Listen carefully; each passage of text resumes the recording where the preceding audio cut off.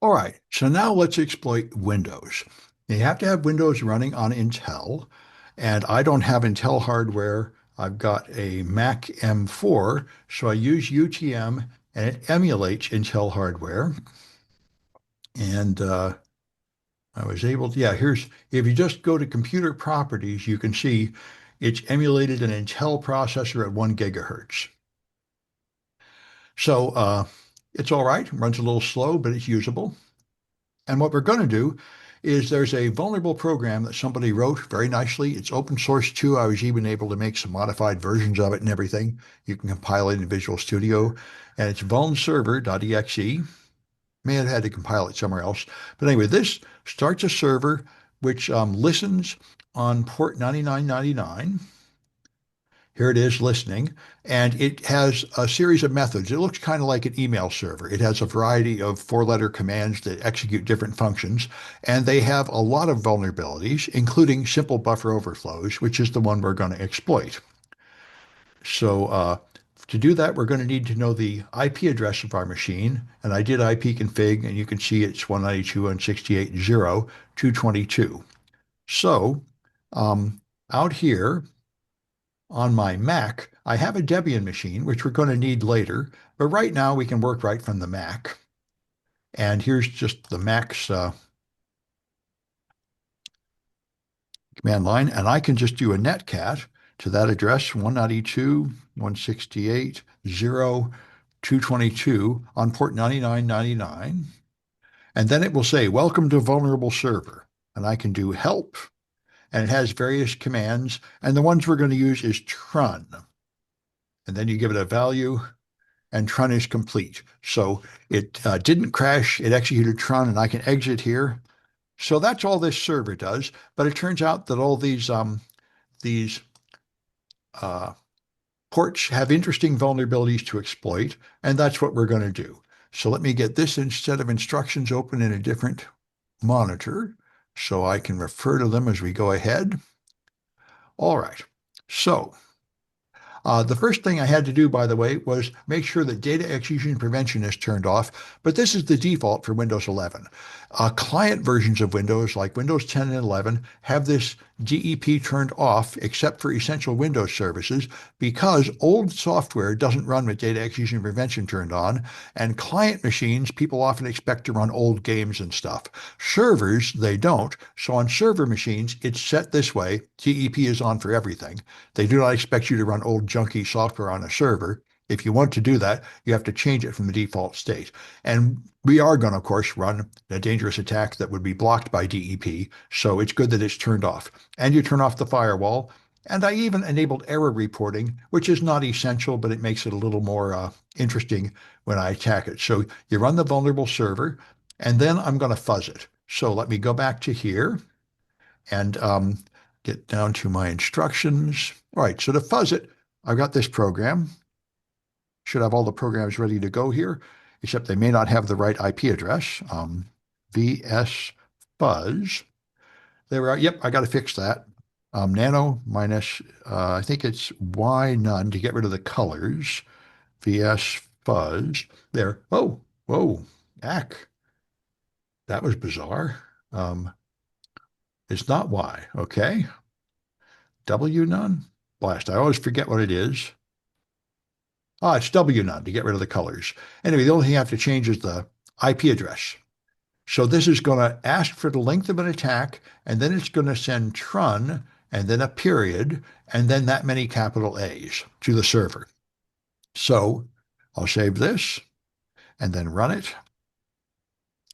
All right, so if I send 100 A's to the server, it finishes and shows me goodbye. Now let me move this to the side and make my Windows machine visible so we can see the screen here. And there it is. It showed it got a connection and the connection closed. Nothing bad happened. If I send it 1,000, then that also works and I get goodbye. If I send it 2,000, then I don't get the goodbye. So something crashed. And here it is popping up a box, an error box telling me that the server has stopped working. It's crashed. So 2,000 was enough to crash it. All right, and I'm not going to wait for this slow response. I'm just going to cancel it. All right, so now I want to analyze why it would crash. And to do that, I want to use a debugger. Now, we've used Ollie debug in the past, but here we need some advanced features that we'll get with the later version of this called Immunity Debugger. So I'm going to run the Vuln server inside the debugger, because then when it crashes, it will give us information about exactly why it crashed, and that's what we need. So it prepares it, and remember, when it loads it, it always pauses right at the start because it wants to give you a chance to modify things. In this case, I just want to run it, so I have to hit the run button, and now it's running, listening for connections.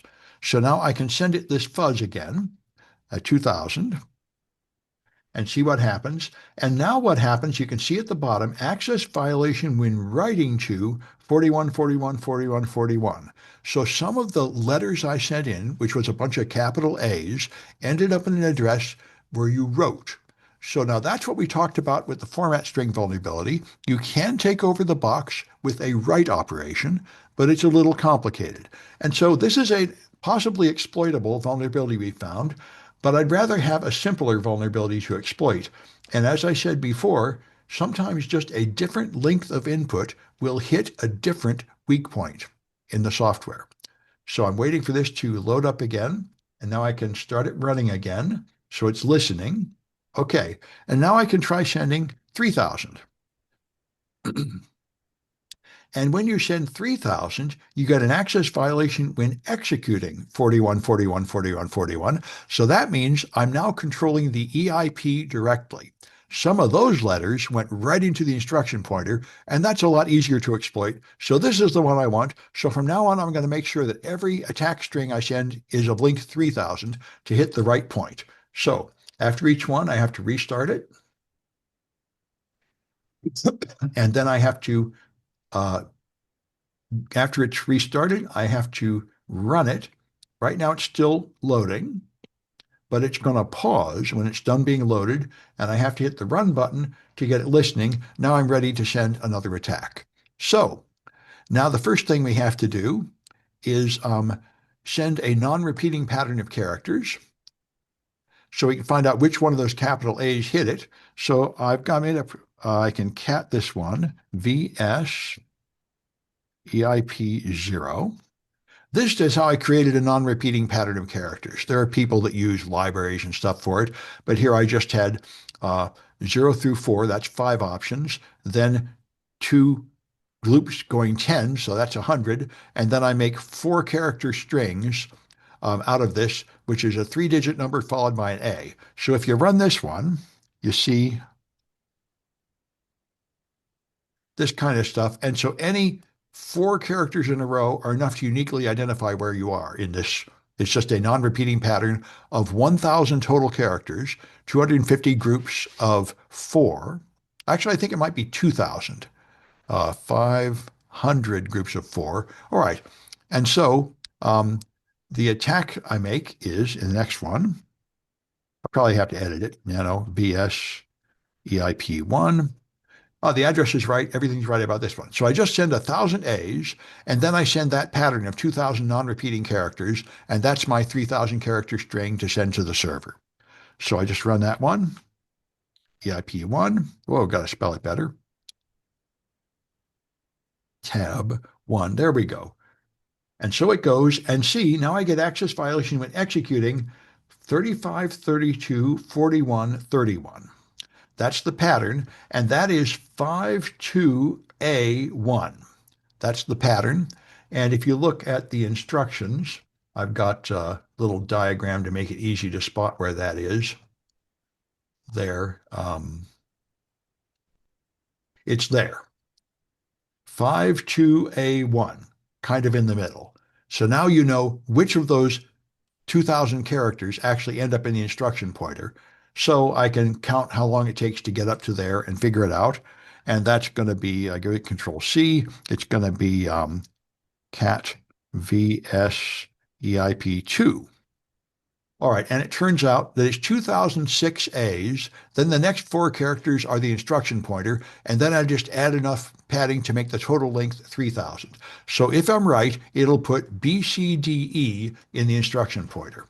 And I always make small steps and I always do trial and error because I often make mistakes. So that's why I have a whole series of programs. I always save all the ones and make a new program for each step in the exploit because very often something goes wrong and I have to go back 2 steps and start again. So it's loaded and paused. Now it's loaded and running. Now I can run that one, VS EIP1, and that one executes. Oh, that's the same one. Oops, I accidentally ran the same one again. Debug, restart. I should have run EIP2. So I got to start it up again.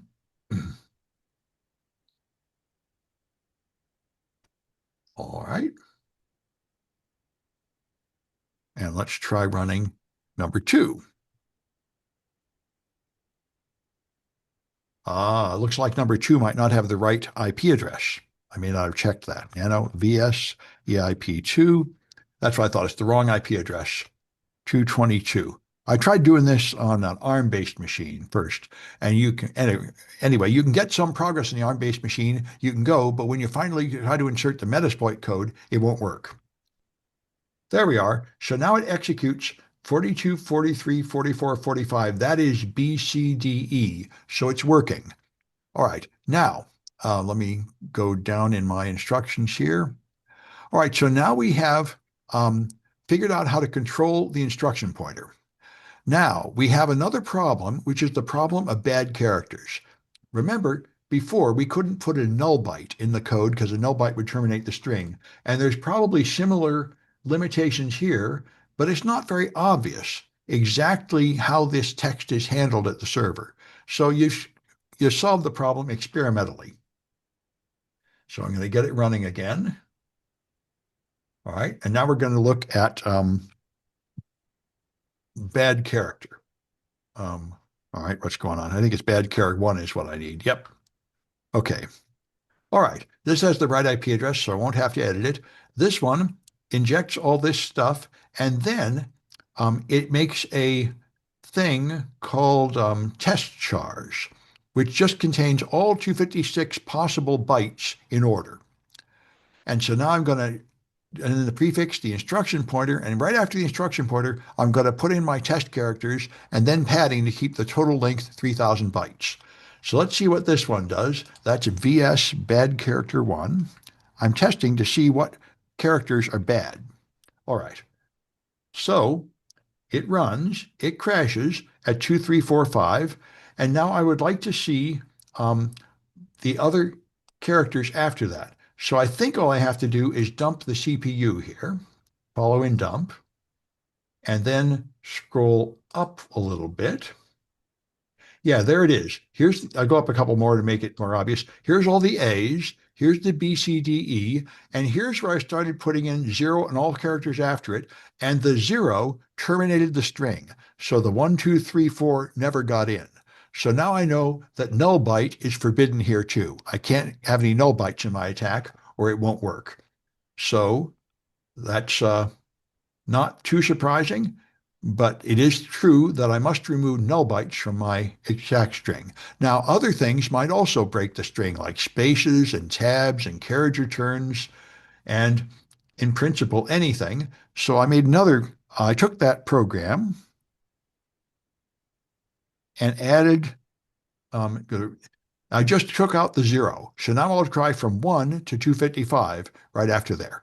That's all this one does. So if I run this one, bad care 2, it again stops with the invalid address BCDE because I still don't know what address to put in as the real instruction pointer, but I can still now dump it here, dump the ESP, follow and dump, and then scroll up a couple. And now you see here's the A's, here's the BCDE, and now here comes my injected code, 1, 2, 3, 4, up to S0. So I can just scroll through this to see how far it gets, to see if anything breaks it. And notice it's pretty good. The space doesn't break it. The tab doesn't break it. It looks pretty good. And in fact, if you can scroll down a little slowly, there you go, you'll see it all works. C0, C8, D0, D8, E0, E8, F0, F8, right up to FF. All 255 possible characters are okay, except for the null byte. So that's handy. Now I know what characters I'm allowed to use. So I'll restart it again and run it when it's ready. All right, there. So now that I know that, I can now create my malware. Um, okay, now now what I cannot do in Windows is turn off address space layout randomization. That's why I'm using this debugger, Immunity, because it has a plugin added to it called Mona. And once you've got the Mona plugin there, you can list modules here. So here, where you can put a command in, we haven't used this yet, but you can put debugger commands here like you do in WinDebug. And what we're going to do is Mona modules. And this, whoops, I got to spell it better. Mona. Okay, there. This is going to run the Mona plugin, and it's going to list information about the modules whenever Microsoft is done popping junk up in my way. Okay, this is going to show the modules here. And if I make my window bigger, it'll be easier to read. Okay, there. So here's the various modules that I run. Here's Vuln Server itself. Here's the library, essential functions it uses. Here's some Microsoft libraries, NTDIL and MSVCRT and so on. And it tells me where they're located and which defenses are turned on. So here's address space layout randomization. And you can see everything is randomized except the components of this program. Remember, that's what that setting was right at the start. I said only turn on data actually, no, that's data execution prevention, which is different. The point here is old-fashioned code is compiled without the ability to be rebased. Remember, we turned that off a couple days ago with a NT PE characteristics or set DIL characteristics program. So this Vuln server and its library have that turned off. The operating system would like to randomize their location, but the program was compiled without that switch, so they're not capable of being relocated, so they'll always load at the expected address. So that's good. However, the main program loads at 400,000 and it ends at 407,000. So that means a lot of the addresses in there are going to, in fact, all the addresses in there are going to start with a null byte at the start. So if I wanted to jump to any addresses there, I'd have to put null bytes in my code, and null bytes will terminate the input. So that's out. So the only module that's any use is the DIL that loads at 6250,000. So most of those addresses are not going to contain null bytes. So I can execute code if I can find it here. And that's what's going to happen. All right. So I can use Mona to find trampoline code. We're going to do that first. Now you need to make a exploit shell. So for that, I'm going to use Metasploit on Linux here. And so let's see, I'm ready to do it. Okay, I'm not doing it yet. Okay, now what I have to do, see, since I'm not going to be, let me go back to my main window here, which is the CPU window. All right, so remember, this program is randomly located in memory. You can see here it is at 77,000. Every time you rerun this program, it moves to a different random location in memory. So I cannot figure out what address to jump to. So I have to avoid jumping to a hard-coded address. However, remember what I did here. At the point of the crash, when I control the EIP, the stack pointer points here. If I follow and dump, the stack pointer points right here to that byte. And if I roll back, you can see right now, I'm not at the right stage of this program to show you. Let me just do it again. Debug, restart, and run it again.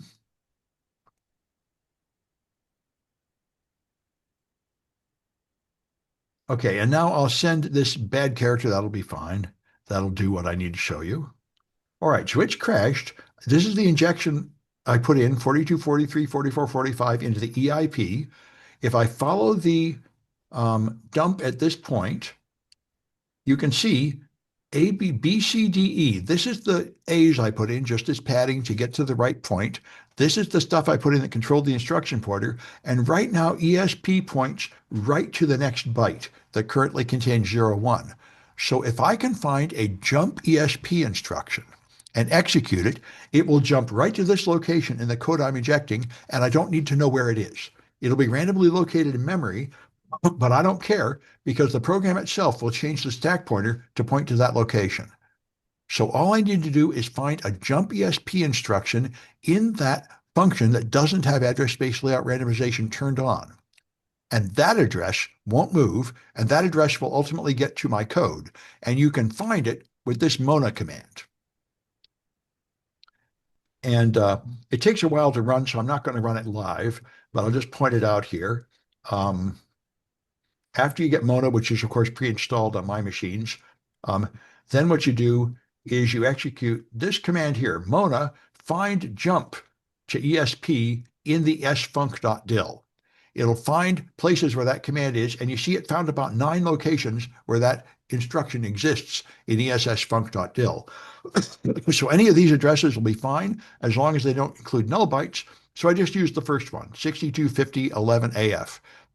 So if I put that address in on the stack, it'll use that address in an instruction pointer. It'll hit the jump ESP, and then it'll jump into my code. So that's what VSEIP3 does. So I'm going to restart the server again. Debug restart. And this is called the trampoline attack. You bounce off the code into your attack code. It's the simplest case of return-oriented programming, where you'd have a whole series of addresses that patch together many commands. This way, I only need one command, just to jump ESP. So let's look at this one. All right, I see the address is wrong. I'll have to fix that. But here's what it is. I have prefix. I have that address in the EIP, 625011AF.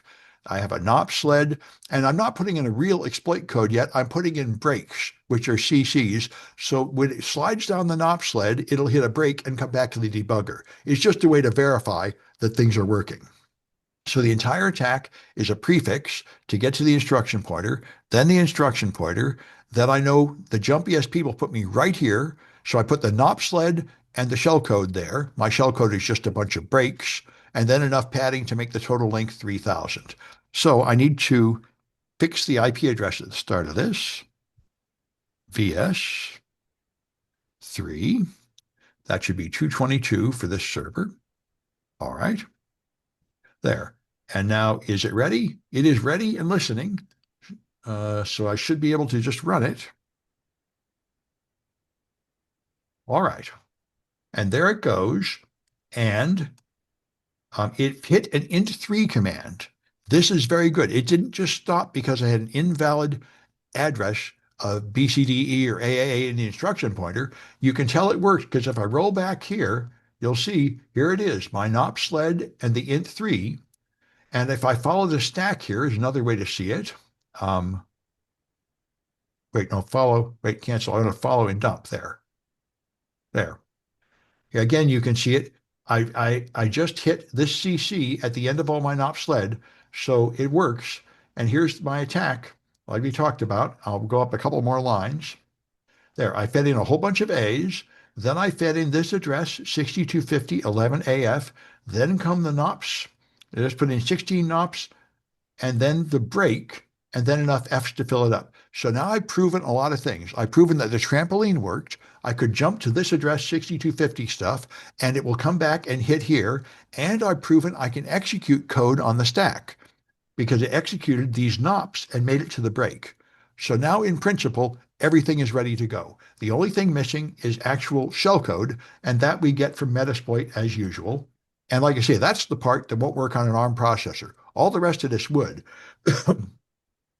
And by the way, this is Intel code I'm running on an ARM processor in the Microsoft emulator, so I don't know why the Metasploit code will not run in the emulator. I just know in practice it won't, which is very strange. But if the processor itself is emulated, you're okay. So I think Metasploit uses some unexpected commands in the emulator that the Microsoft interpreter on ARM can't handle. So this suggests that the Microsoft emulator of Intel is not perfect. And also that Metasploit probably uses unusual commands. So, hopefully Metasploit will update their stuff and give us some native ARM shellcode that works. but right now there isn't any. So you create your shell code here with interpreter and you give it a return address. So I think I already have this set correctly. You're going to have to send it to your Linux machine, which is listening. And I think I'm going to regenerate it because I'm not very confident that I've got the right address here. So let me bring up my Linux machine, which is going to be here. Okay, so let's do IPA. And the IP address of my Linux machine, this is 64.4. Um, okay, this is a problem with this is the Linux running on Intel, and I don't want to use it because it's on a different subnet and the Windows machine can't reach it. What I want to do is run my Linux machine on ARM. That'll be okay because the exploit is not running on this Linux machine. So we get it going here. All right.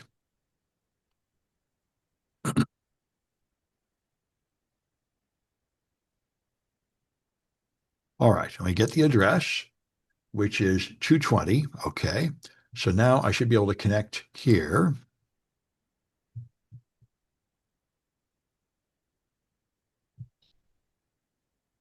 All right. Oh, I might have spelled that wrong. Yep. Okay. Now I should be able to run the Metasploit code here. It gets my instructions to generate the shell code.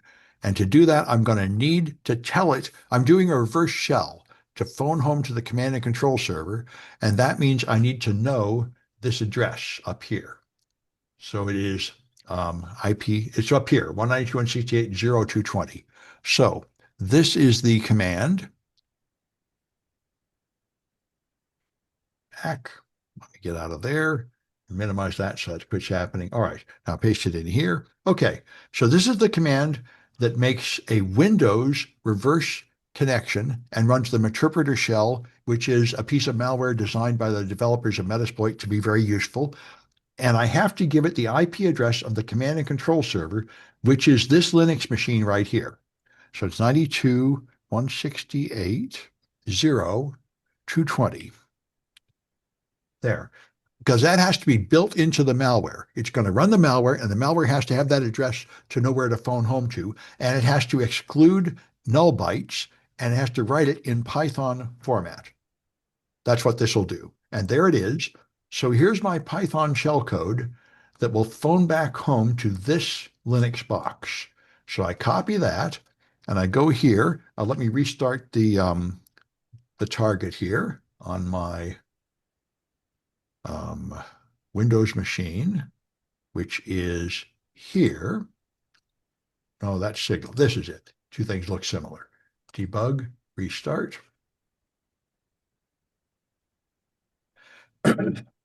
Okay.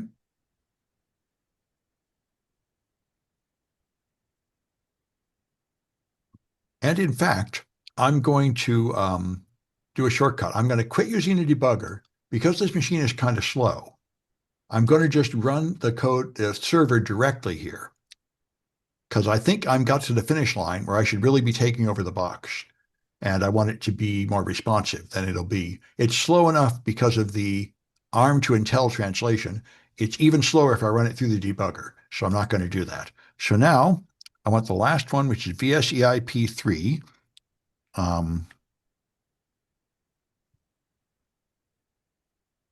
All right. So the address is right, 222. And okay, it's shell. VS shell. That's the one. There we are. And the address is right. This is the old stuff, which I don't want to use because I think that had a different address.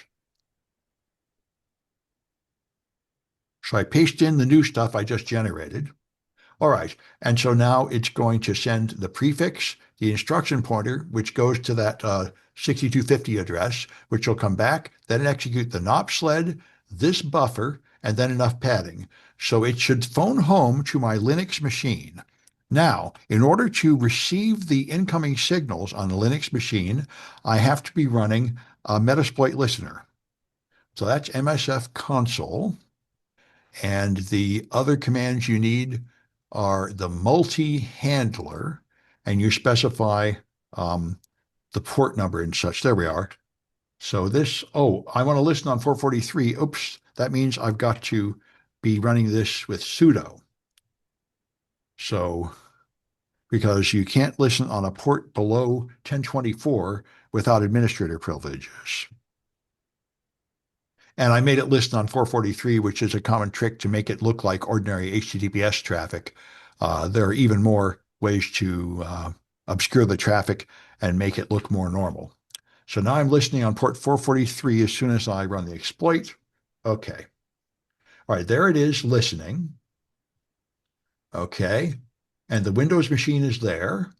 Okay, so now I want to run this attack. And there we go. It went to the server, and then it loaded a interpreter session. It worked. So it attacked this vulnerable server. It did not crash it. Instead, it carefully ran this payload. So now I have a interpreter session open, and I can do help to see what I can do here. I can do a lot of things. One thing I can do, I can in principle use the webcam if I had a webcam connected to this virtual machine, which I don't. I can see who I am, like get PID. I could get UID to get the certain user that's running. For one thing, let's get UID. All right, and to have real, I'm running a student. To have real fun, I have to elevate the system. So I can get system here. And what's interesting is when I did this earlier, it stopped me because Windows Defender caught me. So I had to go into Windows Defender and turn off real-time protection. And after that, I was able to get system. So let's see if it works now. I think it will because I think I haven't rebooted the machine since then. Everything's a little bit slow on this system, but let's see. Before it popped up a Defender window and said, oh, I detected named pipe impersonation, which is the technique it's using to get system, and it blocked me. But when I tried it again, it worked. So rather than waiting for it to be live, I'll just show you the results I achieved earlier today. If you turn off Windows Defender, you can then get system, and then you can do a lot of fun things. You can use that Kiwi plugin I talked about before to dump a lot of secrets from the system. And here I dump all the local security authority system secrets, and that includes a bunch of esoteric stuff, but it also includes the NTLM hashes of a machine-generated utility account and also the user's login account. You get their hash here, and you can crack that hash by just Googling it for a simple password or using any of the hash cracking utilities. So it's good, clean fun. Here it's being too slow, so I'm not going to wait for it. But that's what I wanted to show you. That's the essence of a Windows attack, and all the other Windows attacks are just minor things added on to this. There, it looks like it timed out on me. Yeah, that's life. But anyway, I'm going to stop the video. That's enough of this.